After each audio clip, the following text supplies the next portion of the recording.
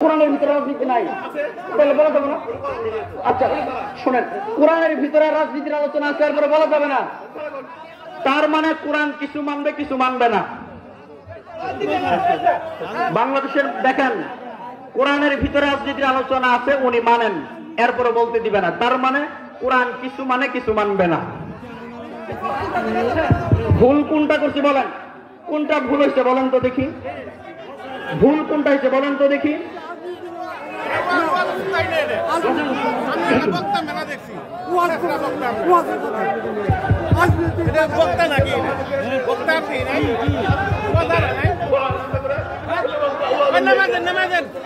বলেন তো কোরআনের দলের নামটা উদ্দেশ্য না। যারা যারা সরাসরি শরীয়তের নাম ধরে কথা বলে,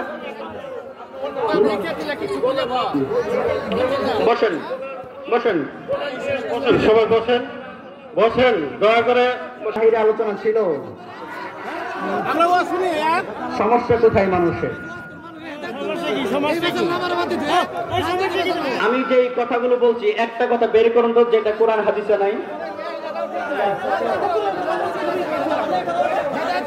মির্জা ফখরুল যদি বলতে পারে কোরআন হাদিস মানি না, আমি এই কথা বলতে পারবো না বিএনপি কে মানি না। মির্জা ফখরুল যখন বলছে শরীয়ত মানি না, তখন আপনি কোথায় ছিলেন বলেন তো? কোরআন থেকে মির্জা ফখরুলের কুফরি কথার প্রতি আপনার এত ভালোবাসা কেন বলেন তো?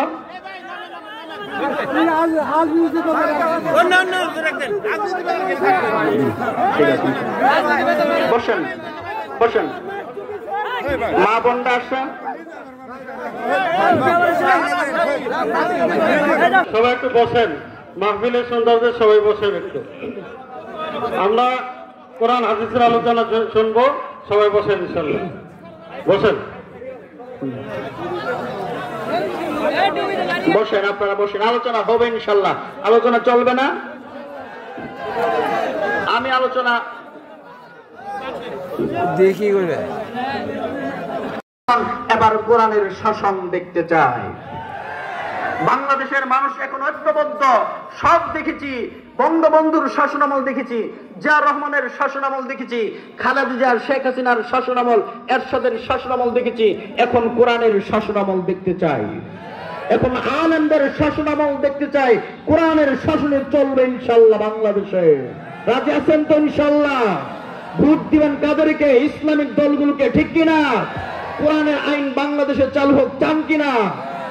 নারায়ে তাকবীর, দিন ইসলাম, দিন ইসলাম, আল কোরআনের আলো, আল হাদিসের আলো।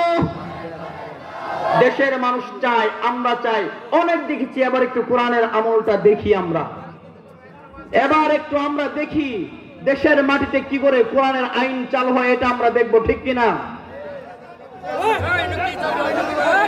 বলেন, একটা মাইক দেন, আপনি প্রশ্ন করবেন আমি উত্তর দিব, প্রশ্ন করেন, থামেন, আপনি প্রশ্ন করেন আমি উত্তর দিব,